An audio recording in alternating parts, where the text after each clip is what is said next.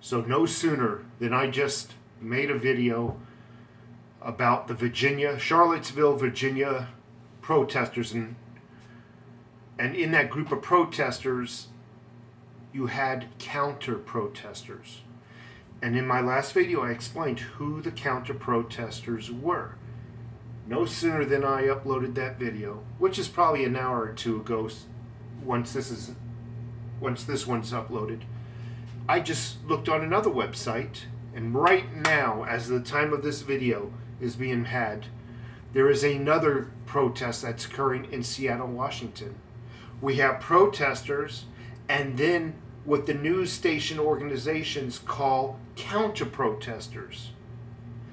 Folks, they do this all the time. They create a name. That name actually makes a bad reputation for itself, and they switch the name on us. It happened with global warming. Now they call it global change or a climate change. They do it so many times. The Affordable Care Act is no longer called the Affordable Care Act, by the way. Now it's just called Obamacare and whatnot. The term Antifa, remember those folks?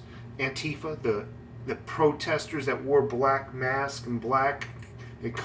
They were burning up the streets during the inauguration of Trump. Remember the Antifa? That's who the counter protesters are. Now they're no longer calling them Antifa. They're calling them counter protesters, folks. They are on the scene of all these protests, antagonizing what would normally be a peaceful protest.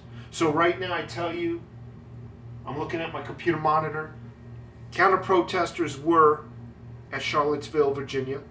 They are Antifa. Occurring right now in Seattle, Washington, as I am making this video. We have another protest that was just broken up. And guess who was there? According to the news article, protesters and counter-protesters. Folks, they're out there. Counter-protesters are Antifa. Okay? And they are antagonizing what would normally be peaceful protest. Created havoc and disarray. Already there's been several arrests. What was a peaceful protest. Have a great day.